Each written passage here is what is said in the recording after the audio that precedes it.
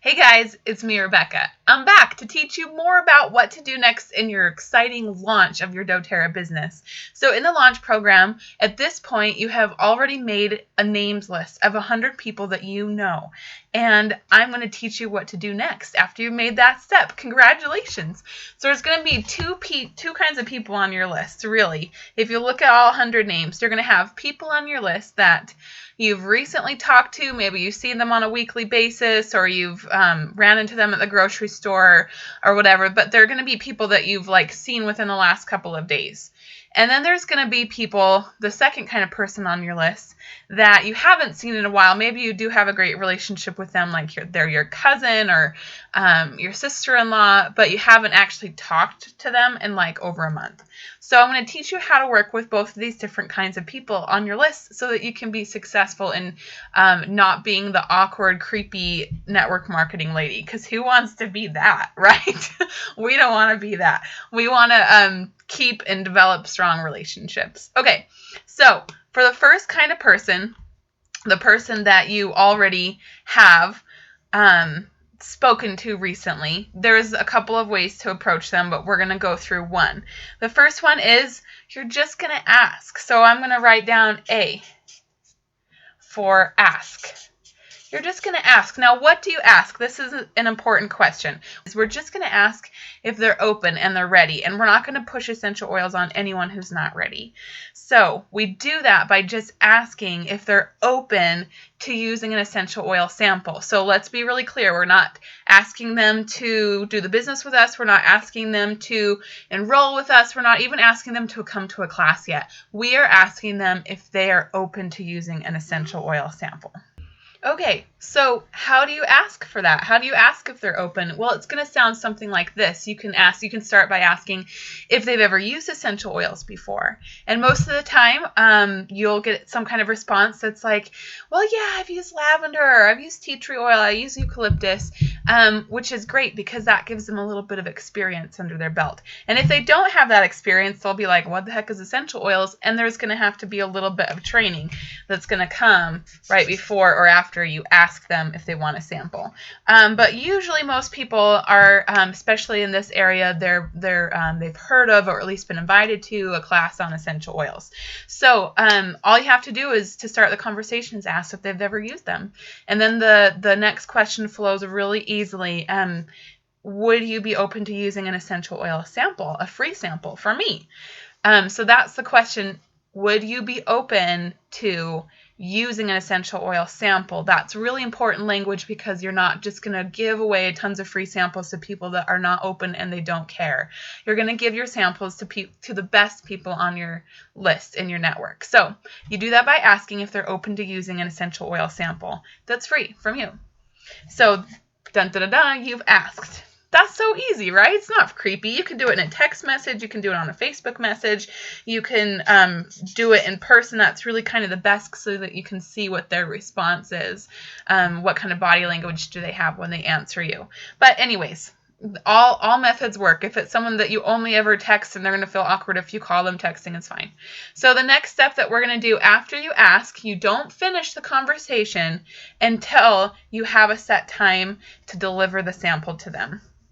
So I'm going to write deliver on this sheet. Or some of these people, maybe you talk to them on a regular basis on Facebook, but they're not in your local area, so you're going to mail the sample to them. So we're asking, and we're not finished with the conversation until we know when we're going to deliver or mail the sample, and we get their address. So I'm going to write that too, address.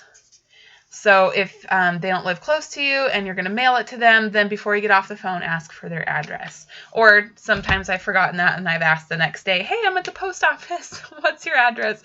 All of that is fine. So that is one really basic way that you can connect with people that you already have seen on a weekly basis, seen the last 10 days or so, and share an essential oil sample opportunity with them. Now, I really want to point out that what you say, like the exact words you say, are not nearly as important as what's in your heart. So if in your heart you're full of anxiety and you're freaked out about it, and it feels really unnatural, then it's going to come across really unnatural and creepy too. And we don't want that kind of feeling going on between you and the potential people that you're going to share essential oils with. So to be really open and really honest and really straightforward here, the best way to get over that anxiety is to practice. So practice like on some stuffed animals, practice on your kids, practice in front of your mirror, and then start practicing on people that already know that you're getting into essential oils and they're not going to be weirded out and you're comfortable with them. So practicing is really important. Before I move on from this type of person on your list, the ones that you've seen the last 10 days, I want to just kind of point out some of the answers that you may hear when you ask the question if they're open to using an essential oil sample from you. You're going to hear yes. You're going to hear sure. You're going to hear, oh, I already use essential oils. I love them. And if you hear that, you need to make sure that they're not getting essential oils from another doTERRA person that you're going to steal them away from.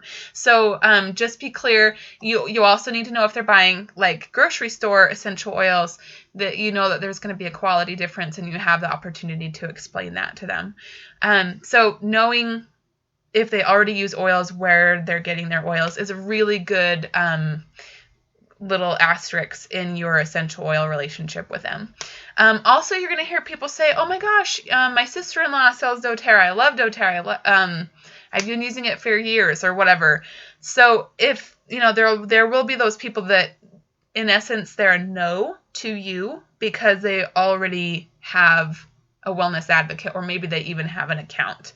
But if they haven't ordered in a long time, we can still work at that. Anyways, and then some people that you may be messaging may never get back to you, and I'll talk to you a little bit about that later. But just know that's not a comment on you. That's not a creepy essential oil lady comment. That just means they're really busy in their life and they don't have time to get back to you right now. So you're going to have like a myriad of all of those answers. So be aware of that and go into the situation being fully prepared. Okay, now let's talk about the second kind of person on your list, the ones that you haven't spoken with in a while. It might have been just like a month, it could be 6 months, it could be, a year or more since the last time you've connected with them. So for this kind of call, the first order of business, this is our A right here, is to connect with them. You're going to ask really important questions about them that they're going to be motivated to tell you because you already have a relationship with them. So those are going to be stuff like FORD is a really good acronym here. You're going to ask about their family. You're going to ask about their job, their occupation. You may ask about other relationships like their husband or their kids. Your mom, if you know them, and then possibly like their dream. Or if you know that they're just a mom and they wanted to open a daycare or whatever, ask them how they're doing with that. All of this stuff is really important because this is like all coming before the sample conversation. We're not going to call and be like, hey, I know it's been 2 years since I talked to you, but come do doTERRA with me. That's how you be the creepy essential oil network marketing lady. Okay? So we're avoiding that by first making that attempt to connect with them. And it may naturally come up in the conversation as you ask them about their job that you are getting your toes wet with a new essential oil endeavor. But if it doesn't naturally come up, then that might be the end of your conversation the first time that you try to get a hold of them or in touch with them. So realize that right here, there might be a disconnect of time. So you might just spend half an hour just gabbing with them and have no bottom line to it. You're not there with an agenda. You're not there to sell them anything. You really just want to reconnect with them. And so if it feels creepy to do anything more than that in this conversation, then don't. End your conversation right there and don't connect with them until a couple of days later or maybe even a week later. We have 6 weeks in this program. It's okay if you wait a week or two in between connecting with them the first time and the time you ask them about samples. So first thing we're going to do is connect. And B, if they seem really defensive or on guard or just like why are you calling me? What do you want from me? Then they're closed and they don't have an openness here. And you're going to have to put them on the back burner and work with them over time. It might take you 6 months of developing a relationship with them before you actually get to the, hey, I'm doing doTERRA. Would you like a free sample from me part? So you're looking for openness. You can discover that by asking some questions that don't have to do with essential oils, like how's their health? If you know they've had a health problem in the past, bring that up and ask how they're doing with that, if they're struggling with that or not. And so you can kind of search for their openness. You can search for their openness by asking kind of roundabout questions without seeming like you're a creeper. Okay, so you're going to connect with them. You're looking for openness during this connection conversation. And if you feel like it's open and it feels right, then C, we're going to ask. Hey, I'm learning a lot about essential oils right now, and I'm just loving it. I was wondering if you wanted a sample, or if you'd be open to using an essential oil sample from me. The words really don't get hung up on them. They're not as important as the feeling in your heart. If you just want to genuinely make their life better by sharing oils with them, then that will come across. Okay, and then if all of that feels right, then I know I kind of ran out of room here, but then D, you're not going to get off of, if you've asked the question, then you don't leave that hanging until you find out when you can deliver or mail a sample to them. If you need help mailing, I always, connect with me about that. Okay, so that is how you can connect with that second kind of person, reestablish a good and healthy relationship, and make them feel like it's important to them that they are a part of your life before you ask them about essential oil samples.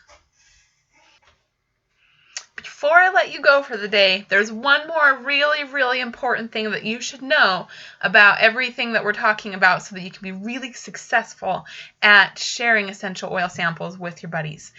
And that is that the reason that we start with 100 names list, like it's really, really important to start with 100 names on your list or more. The reason it's so important to start with 100 is because if you start with more like 20, this is what's going to happen. Half of the people that you talk to will say yes, which is great. But if you only start with 20, then only 10 of them will say yes. Or, give or take a little bit. Maybe only 8 of them will say yes. Maybe 12 of them will say yes. But if that's true, then you won't have the numbers that you're going to need to be able to enroll 15 people and to be able to get your 3,000 volume for your launch program. So out of the 100 names that you start with, these are the numbers that I've experienced in the past. You may be a little different depending on your area and your skill. But you're going to start with that 100 names list. And half are going to say, yes, sure, I'll take a free sample. So half of them are going to say yes. But then you're going to have 25 that say no. Or they're going to say, oh, shoot, my friend Beth does this, and I already am using essential oils from her. And they're going to be loyal to someone else, and that's okay.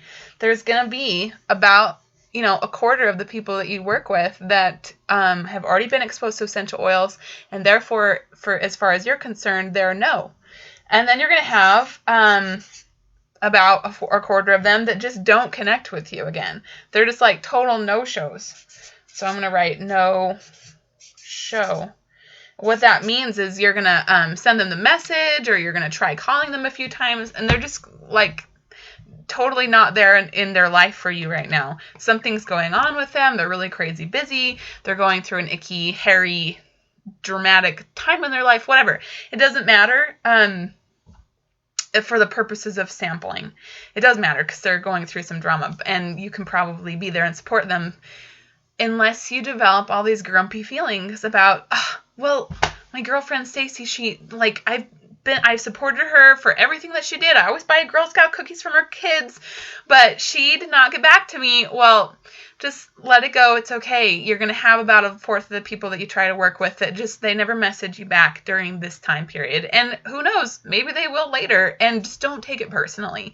So the reason that's really, really important, again, is start with 100 is because you're looking for about 45 people to work with on giving them a free sample. And if you don't have these 45 people, you most likely won't have 30 people come to a class, and you most likely won't have 15 people enroll. So I want you to be set up for success, and I want you to start with your 100 names so that you can go through this process and still have the numbers that we want at the end. Thanks so much for watching. I can't wait to teach you what to do next with all these people that you've given samples to.